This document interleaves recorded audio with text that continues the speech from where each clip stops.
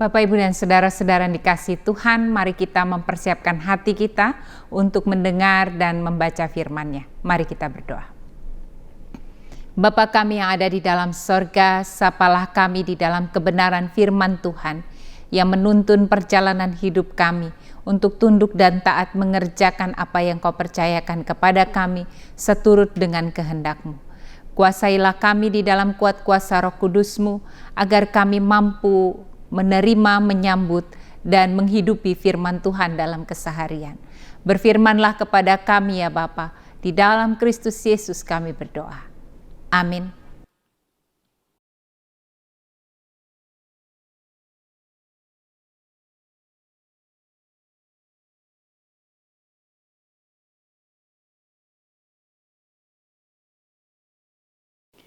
Bacaan pertama dari Kisah Para Rasul 7, ayat 55 sampai 60.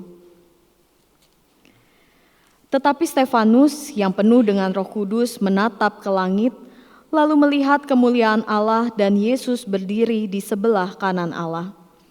Lalu katanya, "Sungguh, aku melihat langit terbuka dan Anak Manusia berdiri di sebelah kanan Allah." Maka berteriak-teriaklah mereka dan sambil menutup telinga, serentak menyerbu dia. Mereka menyeret dia keluar kota, lalu melemparinya. Dan saksi-saksi meletakkan jubah mereka di depan kaki seorang muda yang bernama Saulus. Sedang mereka melemparinya, Stefanus berdoa, katanya, "Ya Tuhan Yesus, terimalah rohku." Sambil berlutut, ia berseru dengan suara nyaring, "Tuhan, janganlah tanggungkan dosa ini kepada mereka." Dan dengan perkataan itu, meninggallah ia. Demikianlah sabda Tuhan. Syukur kepada Allah.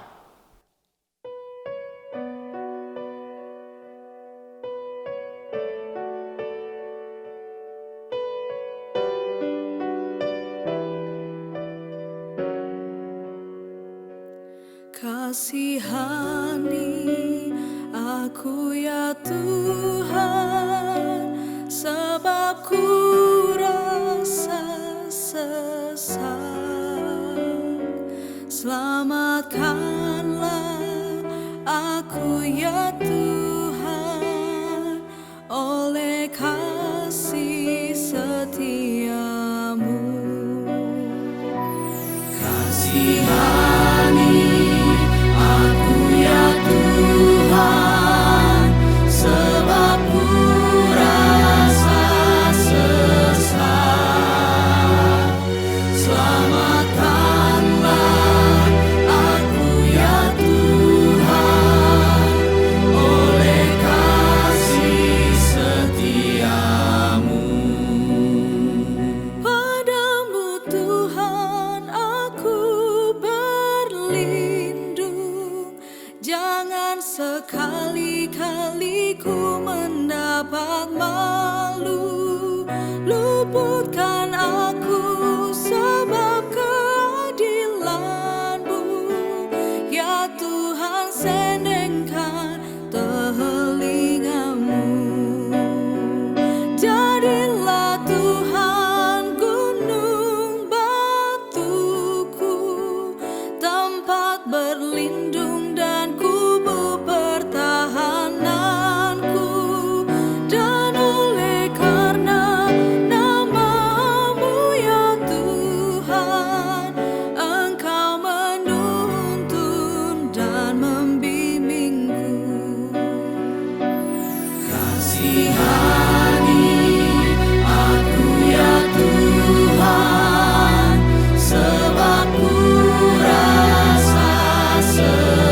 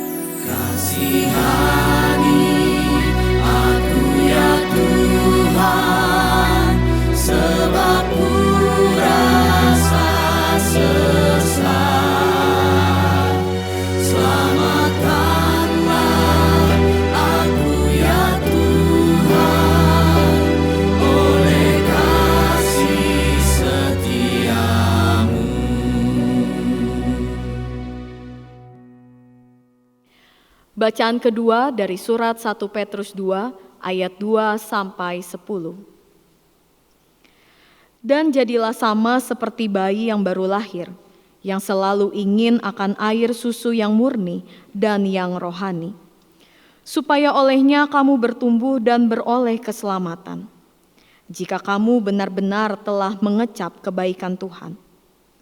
Dan datanglah kepadanya batu yang hidup itu, yang memang dibuang oleh manusia, tetapi yang dipilih dan dihormat di hadirat Allah. Dan biarlah kamu juga dipergunakan sebagai batu hidup untuk pembangunan suatu rumah rohani, bagi suatu imamat kudus, untuk mempersembahkan persembahan rohani, yang karena Yesus Kristus berkenan kepada Allah.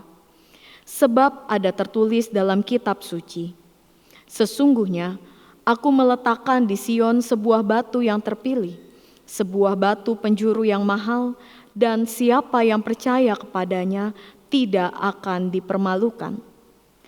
Karena itu bagi kamu yang percaya, ia mahal, tetapi bagi mereka yang tidak percaya, batu yang telah dibuang oleh tukang-tukang bangunan telah menjadi batu penjuru, juga telah menjadi batu sentuhan dan suatu batu sandungan. Mereka tersandung padanya karena mereka tidak taat kepada firman Allah, dan untuk itu mereka juga telah disediakan. Tetapi kamulah bangsa yang terpilih, imamat yang rajani, bangsa yang kudus, umat kepunyaan Allah sendiri, supaya kamu memberitakan perbuatan-perbuatan yang besar dari Dia, yang telah memanggil kamu keluar dari kegelapan kepada terangnya yang ajaib. Kamu yang dahulu bukan umat Allah, tetapi yang sekarang telah menjadi umat-Nya, yang dahulu tidak dikasihani, tetapi yang sekarang telah beroleh belas kasihan.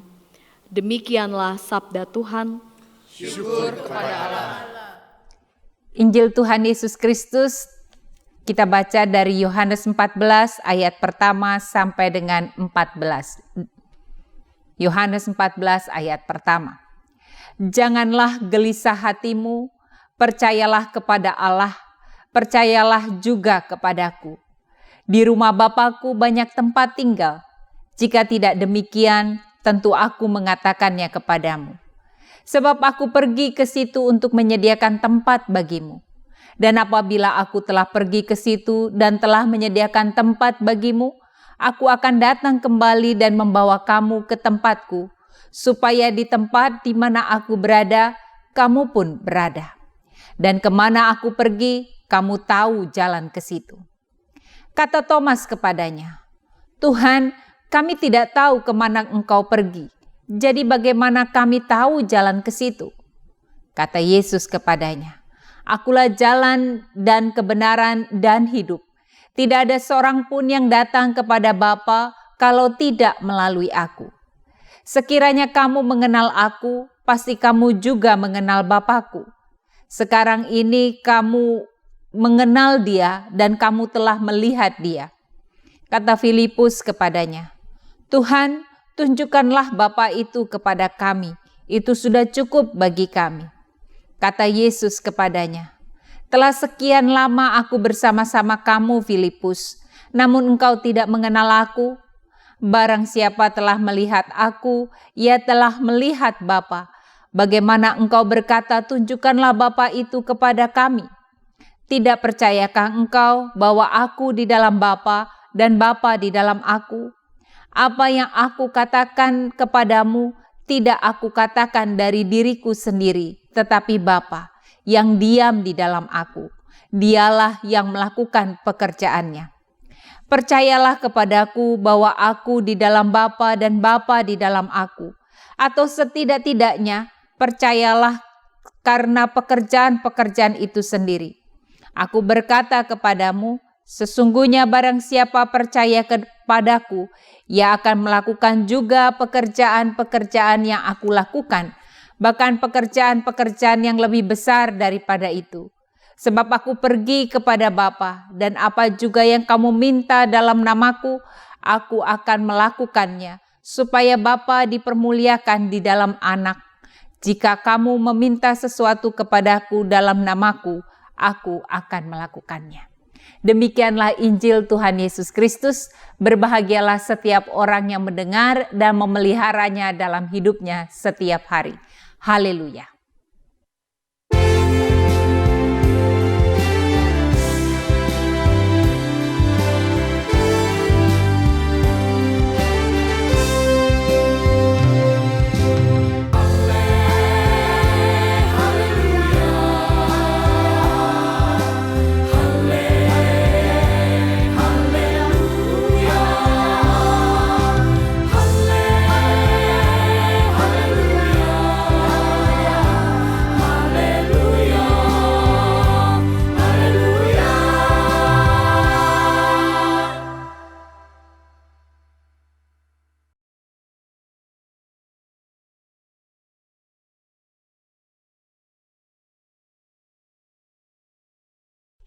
Bapak, Ibu, dan saudara-saudara yang dikasihi Tuhan, kita menghayati hidup kita sebagai anak Tuhan.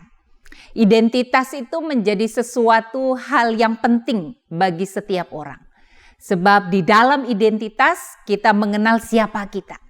Pengenalan siapa kita akan menolong kita untuk mengarahkan hidup kita dan melakukan segala sesuatu yang mau kita capai dalam hidup ini.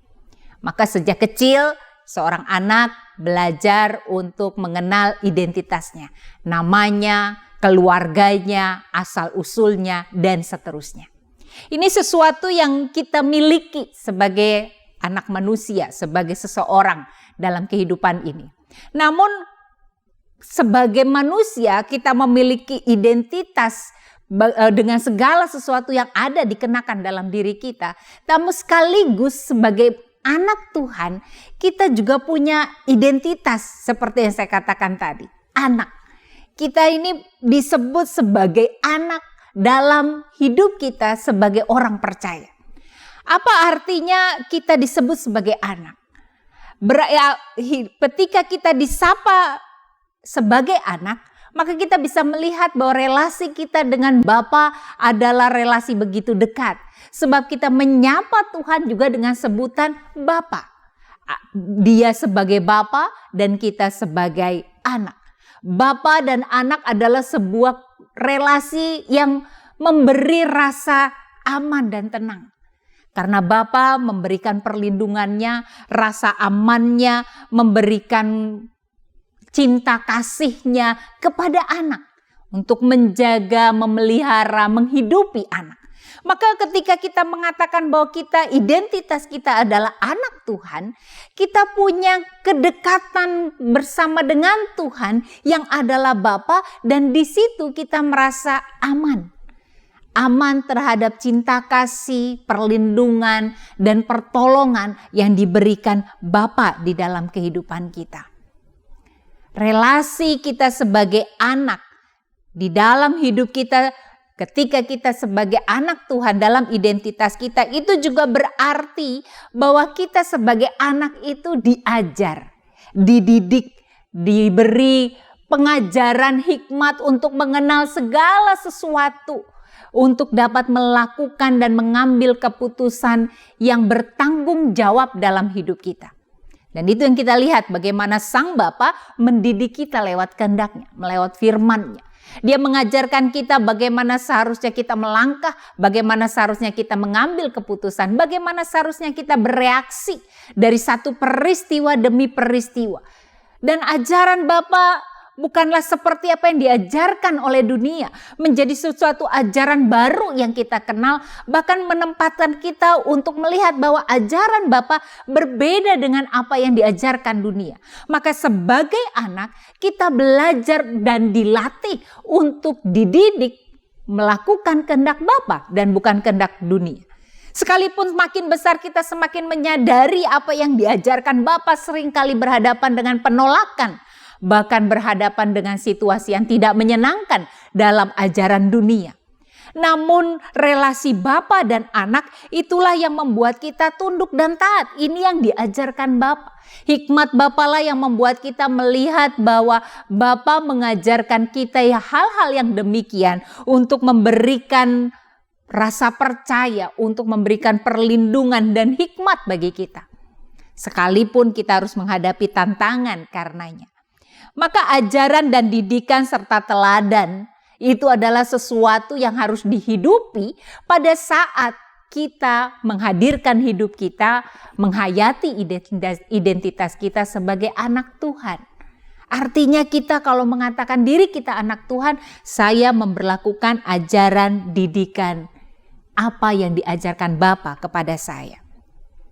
Yang ketiga, relasi Bapa dan anak itu artinya terkait dengan tanggung jawab untuk berkarya, untuk berupaya, untuk menghasilkan buah dalam hidup. Sebab Bapa memberikan rasa aman, Bapa di dalam cinta kasih-Nya memberikan perlindungan, Bapa di dalam kuasa-Nya menjaga dan memelihara kita. Dan Bapa di dalam hikmat-Nya memberikan ajaran dan didikan kepada kita.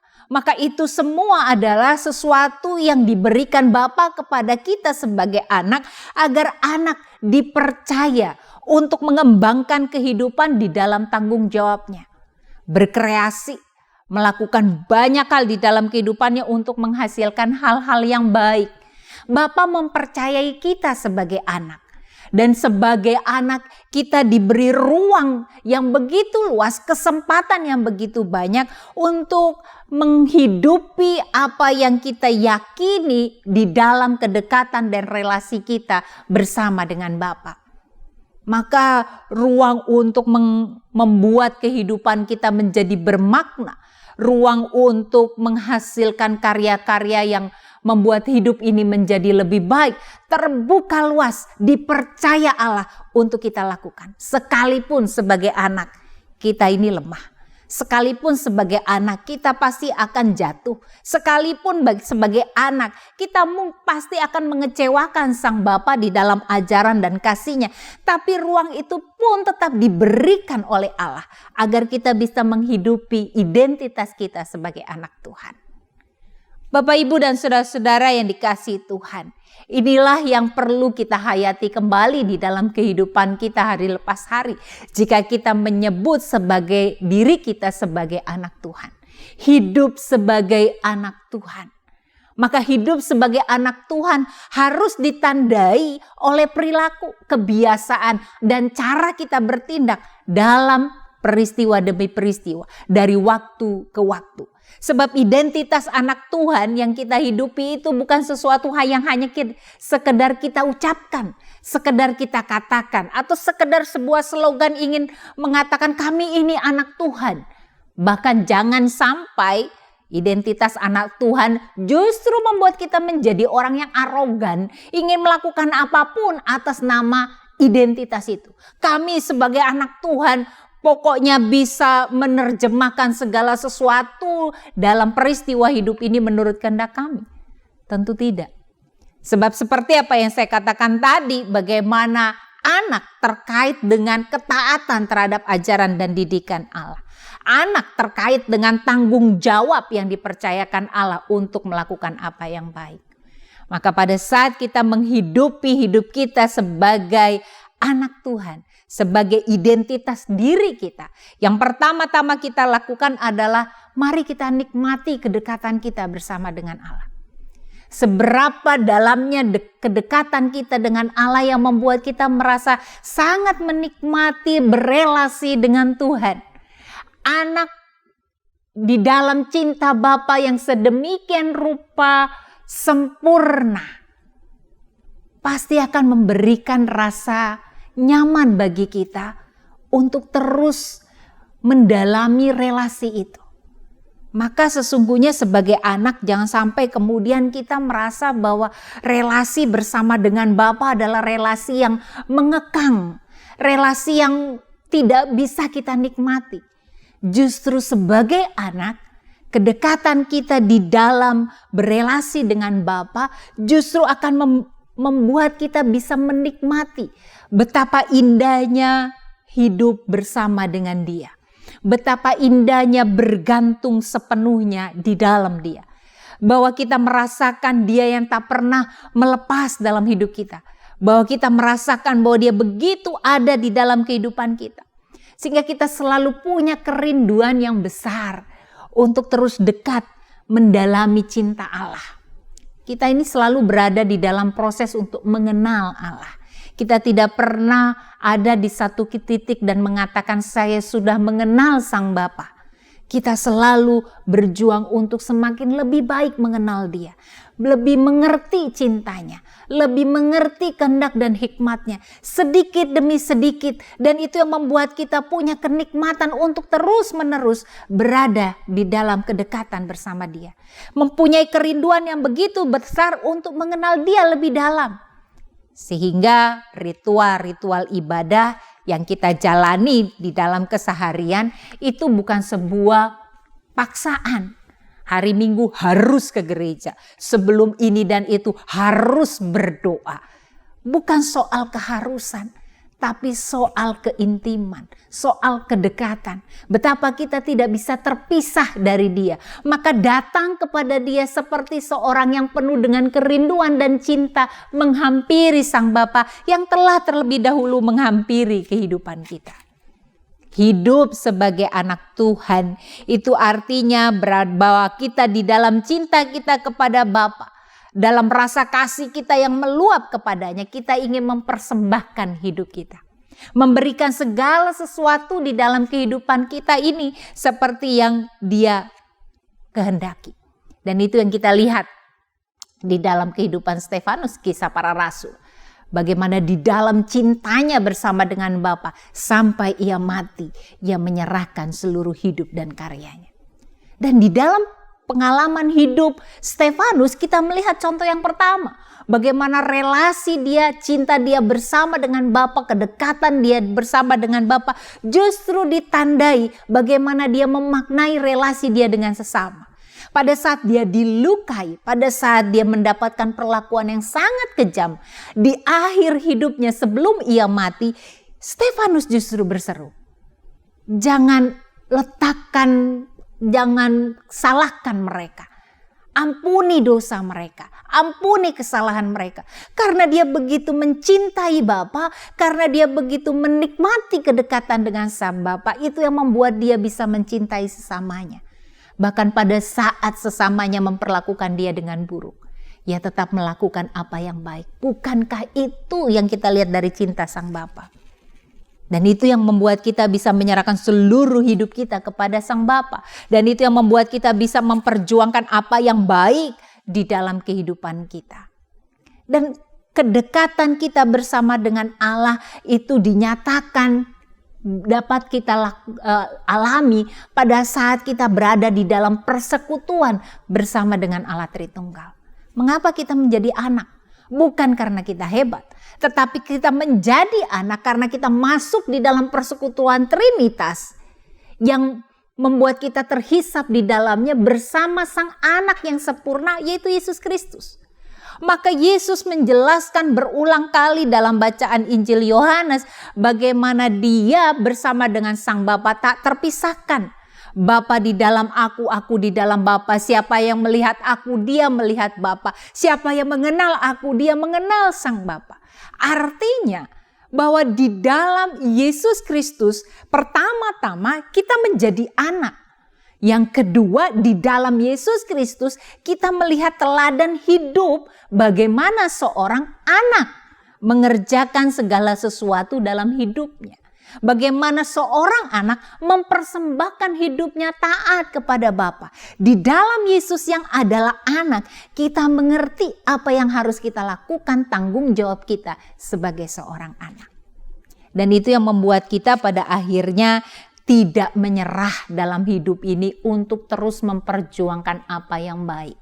Sekalipun untuk memperjuangkan apa yang baik, kita akan berhadapan dengan penolakan. Memperjuangkan apa yang baik, kita berhadapan dengan penderitaan. Seperti contoh tadi, Stefanus, bahkan dia berhadapan dengan kematian. Dan para martir telah menunjukkan kepada kita, memperjuangkan apa yang baik dalam hidup ini tidak selalu serta-merta mendapatkan respon yang baik. Tetapi hidup sebagai anak Tuhan justru membuat kita melihat bagaimana Allah memampukan kita untuk terus-menerus memperjuangkan apa yang Allah percayakan agar hidup ini menghasilkan apa yang baik. Seperti apa yang dilakukan Sang Anak Yesus Kristus yang mengerjakan kehendak Bapa untuk menghadirkan karya keselamatan. Maka di dalam Kristus yang menyelamatkan, kita yang adalah anak juga terus melanjutkan apa yang dilakukan Yesus. Seperti apa yang dikatakan Yesus di dalam Yohanes 14, percayalah kepadaku bahwa aku di dalam Bapa dan Bapa di dalam aku, atau setidak-tidaknya percayalah karena pekerjaan-pekerjaan itu sendiri. Aku berkata kepadamu, sesungguhnya barang siapa percaya kepadaku, ia juga melakukan pekerjaan-pekerjaan yang aku lakukan. Bahkan pekerjaan-pekerjaan yang lebih besar daripada itu, sebab aku pergi kepada Bapa. Dan itu yang kita lakukan. Hidup sebagai anak Tuhan, kita melakukan pekerjaan-pekerjaan yang dipercayakan Bapa kepada kita dalam hidup ini. Dengan segala tanggung jawab, dalam segala hikmat, ajaran, bahkan teladan yang sudah ditunjukkan anak kepada kita dalam hidup kita. Maka Bapak, Ibu, dan saudara-saudara yang dikasihi Tuhan, mari kita hidupi identitas kita sebagai anak Tuhan. Bukan sekedar sebagai sebuah slogan, bukan juga sebagai sebuah kesombongan, tetapi justru identitas sebagai anak Allah, anak Tuhan, membuat kita menjadi rendah hati, membuat kita menjadi penuh cinta kasih seperti Sang Bapa. Identitas kita sebagai anak Tuhan membuat hidup kita jelas, terarah, tertuju bagi kemuliaan kehendak Sang Bapa untuk kita lakukan dalam kehidupan. Dan identitas kita membuat kita berkembang, bertumbuh di dalam Allah, di dalam hikmat-Nya untuk melakukan apa yang baik dalam hidup ini. Biarlah itu yang membuat kita terus berkarya, berkreasi untuk memaknai hidup yang Tuhan percayakan kepada kita dengan segala tanggung jawab kita sebagai anak Tuhan. Hiduplah sebagai anak Tuhan. Sang Bapa, kasih Allah menyertai dan memberkati kita, memampukan kita untuk dapat menghidupi identitas itu. Sehingga melalui kehidupan kita, segala hormat dan kemuliaan boleh dinyatakan di dalam Dia. Amin.